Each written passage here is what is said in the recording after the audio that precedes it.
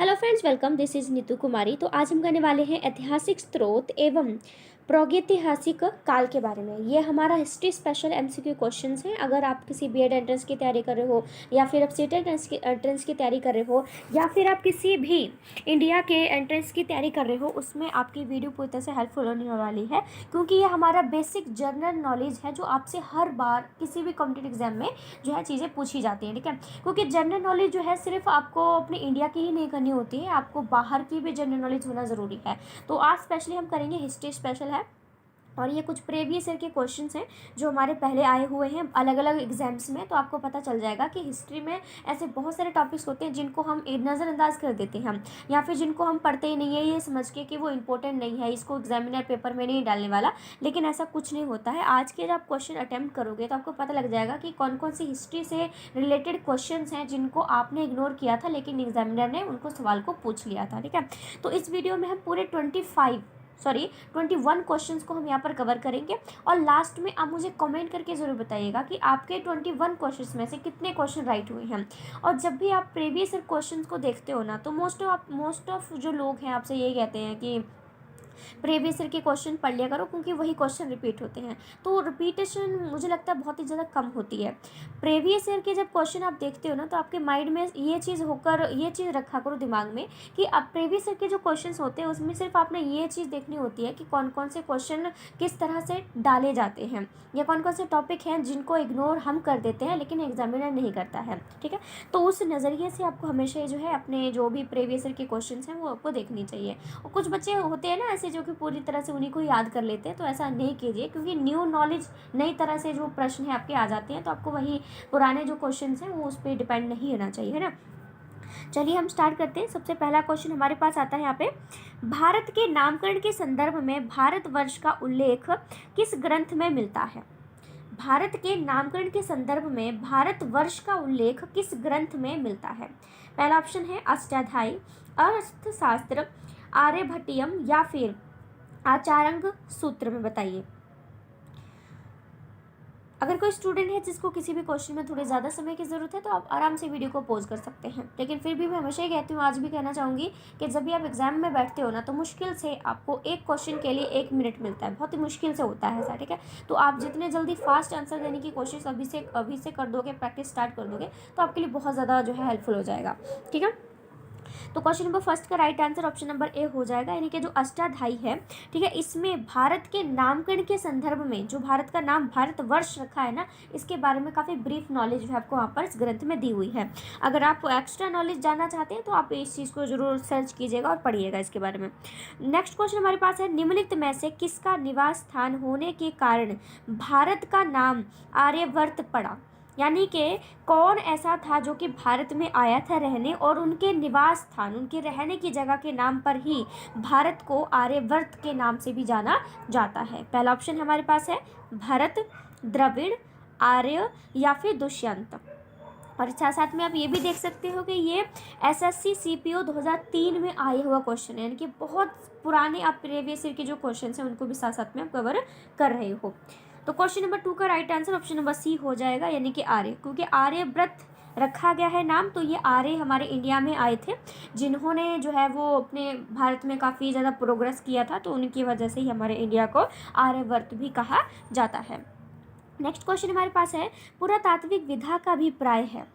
आपने वर्ड सुना होगा, पढ़ा भी होगा किताब में कि पुरातात्विक विधा, तो विधा इन सब का मतलब क्या है। ठीक है, ये भी हमारा एसएससी सीपीओ 2003 में आया हुआ प्रश्न है, दोनों का जो लिखा टैग है वो एक ही है। ठीक है, तो पहला ऑप्शन हमारे पास है सिक्कों का अध्ययन, शिलालेखों का अध्ययन, महाकाव्यों का अध्ययन या फिर भूगोल का अध्ययन। तो पुरातात्विक जो विधाएं होती हैं उनका इसका मीनिंग होता है हमारा शिलालेख। जो शिलालेख होते हैं उनकी स्टडी को पुरातात्विक विधा जो है वो कहा जाता है। तो ये देखो, ये आपने सोचा भी नहीं होगा कि इस तरह से मीनिंग आपसे पूछ लिया जाएगा कि इसका अभिप्राय क्या है, यानी कि इसका मीनिंग क्या है। तो ऐसे बहुत सारे क्वेश्चंस हैं जिनको हमें नज़रअंदाज बिल्कुल भी नहीं करना है। ठीक है, पहला तो आई एम श्योर ये क्वेश्चन हो गया होगा जिसको आपने कभी पढ़ा ही नहीं होगा। नेक्स्ट क्वेश्चन है, निम्नलिखित में से किसने खरोष्टी लिपि को पढ़ा था।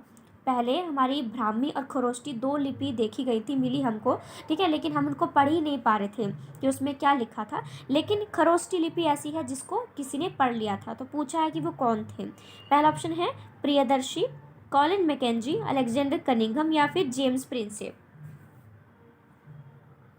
ये CDS 2018 में आया हुआ प्रश्न है। तो खरोष्टी लिपि को सबसे पहले जिसने पढ़ा था उनका नाम जो है वो जेम्स प्रिंसेप था, ठीक है। मोस्ट इम्पोर्टेंट क्वेश्चन है। और मैं एक बार और कहना चाहूँगी कि अगर आपने जो है वो जितना भी हमारा जनरल नॉलेज होती है उसकी आपने स्टडी करनी है, तो +1 +2 की जितनी भी बुक्स हैं, जिस भी सब्जेक्ट की हैं, अगर आपने वो बुक्स अच्छे से पढ़ लिए ना, कोई यूट्यूब चैनल की वीडियो देखने की ज़रूरत नहीं है, कोई बुक लेने की ज़रूरत नहीं है, कुछ भी करने की ज़रूरत नहीं है। अगर आपने सिर्फ वो NCERT की +1 +2 की, चाहे हिस्ट्री की हो, चाहे पॉलिटिकल की हो, चाहे वो हिंदी की हो, ठीक है, अगर ये सब चीज़ें पढ़ ली है ना आपने, तो आपका पेपर कोई भी क्लियर उनसे रोक नहीं सकता। बस आपको NCERT की सारी बुक्स पढ़ लेनी है, किसी भी तरह से पढ़ो, ठीक है, थोड़ा थोड़ा टाइम निकाल लो, ठीक है। नेक्स्ट हमारा है सिक्के के अध्ययन को क्या कहा जाता है, यानी कि जब सिक्कों की स्टडी की जाती है तो उसको क्या कहा जाता है। पहला ऑप्शन है इकोनोग्राफी, एथनोग्राफी, एपिग्राफी या फिर न्यूमेस्टिक। तो सिक्कों के जो अध्ययन है उसको न्यूमेस्टिक्स के नाम से जाना जाता है, इसको न्यूमेस्टिक कहते हैं। जब हम जो सिक्के हैं हमारे कॉइन्स हैं उनकी स्टडी करते हैं तो इसको न्यूमेस्टिक कहा जाता है। नेक्स्ट क्वेश्चन है सबसे पुराना वेद कौन सा है। बहुत ही जो है वो कॉमन क्वेश्चन है जो हर एग्जाम में आपको मिलेगा। अगर एक बार आपने याद कर लिया तो कोई बल्ले बल्ले है। और वेदों के बारे में सारी जो जानकारी है +1 की हिस्ट्री की बुक है, ठीक है, हिस्ट्री की +1 की बुक है जिसमें आपको चारों वेदों जितने भी हमारे हाँ बेसिकली अपने 4 वेद हैं मेनली, इनके बारे में ब्रीफ बताया गया है कि इस वेद का मतलब क्या है, उसमें कौन कौन सी चीज़ों को शामिल किया गया है। तो एक बार जरूर पढ़िएगा। सबसे पुराना वेद कौन सा है। ऑप्शन है यजुर्वेद, ऋग्वेद, सामवेद या फिर अथर्ववेद। तो सबसे पुराना जो वेद माना जाता है वो हमारा माना जाता है ऋग्वेद को, ठीक है। तो ऑप्शन नंबर जो बी है इसका करेक्ट हो जाएगा।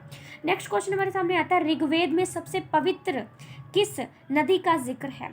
ऋग्वेद में एक बहुत ही पवित्र नदी है जिसका जिक्र उसमें किया गया है, तो वो कौन सी नदी है। पहला ऑप्शन है सरस्वती, गंगा, यमुना या फिर सिंधु। बताइए।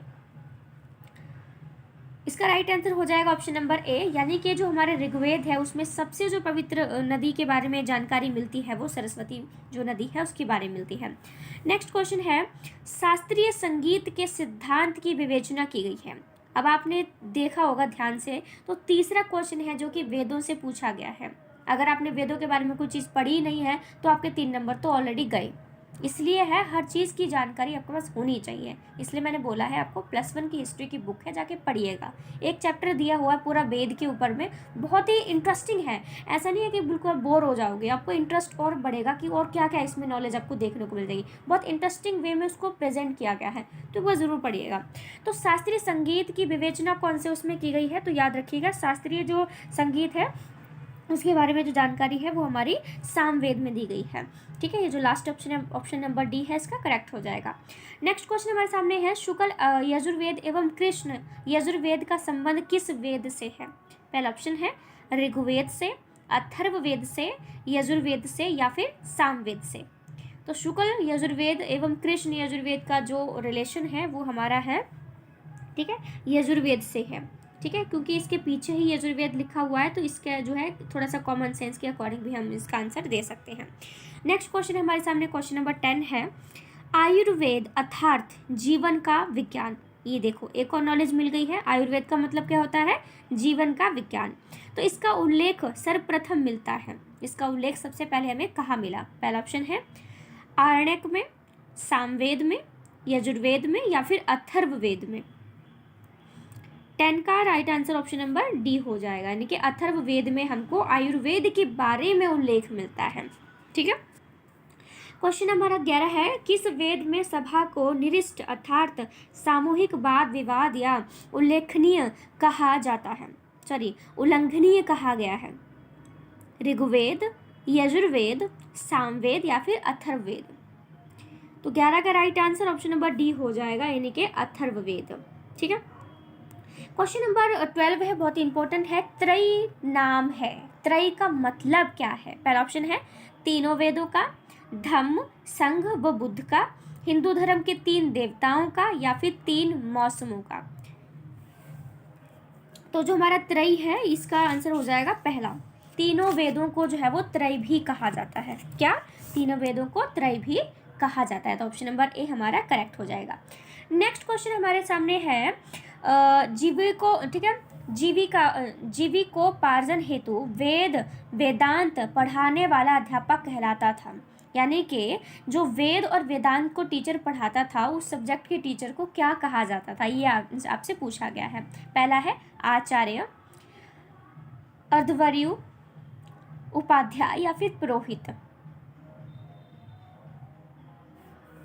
इसका right answer option number C हो जाएगा, यानी कि उसको उपाध्याय कहा जाता था। नेक्स्ट क्वेश्चन है सतपथ ब्राह्मण में उल्लिखित राजा विदेह माधव से संबंधित ऋषि थे। यानी कि जो हमारे सतपथ ब्राह्मण है उसमें राजा विदेह के बारे में जानकारी दी गई है, तो वो किससे संबंधित थे? वो किससे संबंधित थे? ऋषि भारद्वाज से, ऋषि वशिष्ठ से, ऋषि विश्वामित्र से या फिर ऋषि गौतम राहुगण से। तो इसका राइट आंसर हो जाएगा ऑप्शन नंबर डी, यानी कि ऋषि गौतम राहुगण से ये संबंधित थे, जिसमें हमारे जो राजा हैं विदेह माधव उनके बारे में जानकारी मिलती है। उपनिषद शब्द का शाब्दिक अर्थ क्या है? जो हमारा उपनिषद वर्ड है इसका एक शाब्दिक मीनिंग भी होता है, तो उसको मीनिंग क्या है? पहला ऑप्शन है पास बैठना, स्वस्वर पाठन, ज्ञान या फिर प्रज्ञता, जिसे बुद्धिमता भी कहते हैं। तो इसका right answer option number A हो जाएगा। उपनिषद का मतलब होता है पास बैठना। अब इसको देखो, अगर आपने अपने किसी दोस्त को अपने पास बुलाना है तो बोल दो कि आओ उपनिषद बैठो, या फिर उपनिषद बोल दो, ठीक है, कि मेरे पास उपनिषद हो जाओ, यानी कि मेरे पास बैठ जाओ। क्योंकि जितना आप वर्ड्स को अपनी लाइफ में डालने की कोशिश करोगे उतना ही याद हो जाएगा। तो दोस्त को बुलाओ या किसी को बुलाओ और वो बोलो कि मेरे पास उपनिषद हो जाओ, यानी कि मेरे पास बैठ जाओ, तो आपको याद रहेगा हमेशा ही वो, ठीक है। नेक्स्ट क्वेश्चन है भारतीय प्रतीक पर उत्तीर्ण सत्यमेव जयते लिया गया है। हमारा भारतीय प्रतीक है, जो हमारा इंडियन सिंबल है, उस पर सत्यमेव जयते लिखा होता है ना, इसमें 4 शेर होते हैं, पीछे छुपा हुआ होता है, ठीक है। तो उसमें सत्यमेव जयते नीचे लिखा होता है, तो ये कहाँ से लिया गया है? पहला है ऋग्वेद से, भगवत गीता से, मुंडकोपनिषद से या फिर मत्स्य पुराण से। तो इसका राइट आंसर हो जाएगा ऑप्शन नंबर सी, यानी कि जो हमारा मुंडको उपनिषद है वहाँ से जो है सत्यमेव जयते को लिया गया है। बहुत ही ज़्यादा इंपॉर्टेंट क्वेश्चन है, तो आपको पता होना चाहिए, ठीक है। बाकी जो हमारा नेशनल सिंबल, जो इंडियन सिंबल है उसके ऊपर मैं वीडियो बना चुकी हूँ, अगर आपने देखा हो तो आप देख सकते हैं। भारत रत्न पर भी मैंने बहुत ही अच्छी एक पीपीटी बना के जो है आपको वहाँ पे प्रेजेंट की हुई है, तो आप उस वीडियो को देख सकते हैं सर्च करके, ठीक है। नेक्स्ट हमारे सामने है निम्नलिखित में से किस एक वैदिक साहित्य में मोक्ष की चर्चा मिलती है? मोक्ष बोलते हैं ना, बहुत सारे जो भी ऋषि मुनि होते हैं वो मोक्ष को प्राप्त करना चाहते हैं, तो इसका जो उल्लेख है वो किस ऋग्वेद में इसके बारे में चर्चा की गई है? पहला ऑप्शन है ऋग्वेद, परवर्ती संहिताएं, ब्राह्मण या फिर उपनिषद। तो इसका right answer option number D हो जाएगा, यानी कि जो उपनिषद है उसमें हमें इसके बारे में जानकारी मिलती है, मोक्ष के बारे में। नेक्स्ट क्वेश्चन हमारे सामने है सत्यकाम जावाल की कथा जो अनव्याही माँ होने के लांछन को चुनौती देती है। यानी कि एक सत्यकाम जावाल की कथा है जिसमें बताया गया है कि एक अनव्याही माँ होती है जो कि उस पर लांछन लगाया जाता है कि ऑफकोर्स इसका शादी वगैरह तो हुई नहीं, फिर इसका पास बच्चा कैसे आ गया। तो वो उस चीज़ को चुनौती करती है, वो उसको फेस करती है, लोगों को फेस करती है, उसका उनको लोगों के जो सवाल होते हैं, जो भी इन पर अटैक करते हैं लोग, ठीक है, तो उनको जवाब देती है। तो इसका उल्लेख हमें कहाँ मिलता है? पहला ऑप्शन है जावाल उपनिषद में, प्रश्नो उपनिषद में, छांदोग्य उपनिषद में या फिर कठो उपनिषद में। तो याद रखिएगा इसका राइट आंसर हमारा ऑप्शन नंबर सी हो जाएगा। अब यहाँ पे बहुत सारे हैं जिन्होंने ऑप्शन नंबर ए लगा दिया होगा क्योंकि जावाल वर्ड का यूज़ किया है, तो ऐसा कुछ नहीं है। इसका राइट आंसर हमारा छांदोग्य उपनिषद होगा, ठीक है। ओके, नेक्स्ट क्वेश्चन हमारे सामने आता है याज्ञवल्क्य गार्गी संवाद का वर्णन किस उपनिषद में मिलता है? पहला ऑप्शन है हमारा बृहदारण्य उपनिषद, छांदोग्य उपनिषद, जावालो उपनिषद या फिर कठोप उपनिषद। हाँ, तो इसका ऑप्शन नंबर पहला ही हो जाएगा, ठीक है। अब आप देखो, ये SSC 2013 में आया हुआ क्वेश्चन है। अभी बहुत सारे बच्चे होंगे जो कि क्वेश्चन को छोड़ के बीच में से भाग भी गए होंगे, लेकिन कब तक भागोगे? जब आप पेपर में फाइनल बैठोगे, वहाँ पर आपको भागने का ऑप्शन नहीं मिलेगा। वहाँ से ही भाग जाओगे तो ज़िंदगी में आपके मौके आपसे दूर भाग जाएंगे।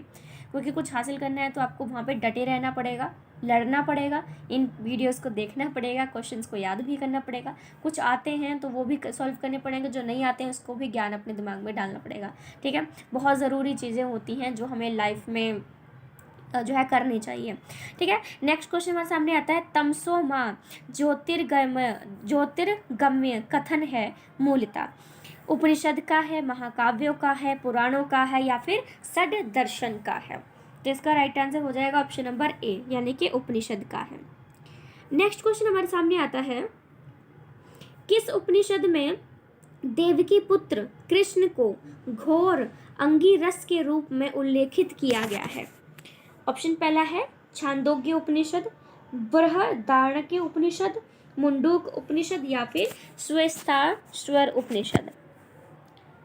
तो लास्ट जो क्वेश्चन हमारा 21, इसका आंसर मैं आपको नहीं दूंगी। इसका आंसर आप मुझे कमेंट करके बताएंगे, चाहे आप किसी से पूछ के बताओ, चाहे आप किसी भी सर्च करके बताओ। क्योंकि अगर आप इसको सर्चिंग करोगे तो आप ना सिर्फ इसका आंसर जान पाओगे, बल्कि इससे रिलेटेड और भी बहुत सारी नॉलेज है जो आपके सामने आ जाएगी, तो वो भी आपकी नज़रों में आ जाएगी। तो लास्ट जो क्वेश्चन है 21, ये आप मुझे कमेंट करके बताओगे कि इसका आंसर क्या है। ठीक है, अगर आपको सेशन अच्छा लगा हो तो वीडियो को लाइक, शेयर, सब्सक्राइब जो भी आपका दिल करे आप कर सकते हैं, क्योंकि आपके लिए ही है वीडियो जो बनाई जा रही है। क्योंकि आपने भी बहुत सारे ऐसी लाइफ में कॉम्पिटेटिव एग्जाम्स हैं जिसको आपने क्लियर करना है, ताकि अपना फ्यूचर आप सिक्योर कर सके, उसमें कुछ प्रोग्रेस कर सके, डेवलपमेंट कर सके। ठीक है, तो आपके लिए है सब कुछ। ठीक है, so thank you so much friends, thank you so much.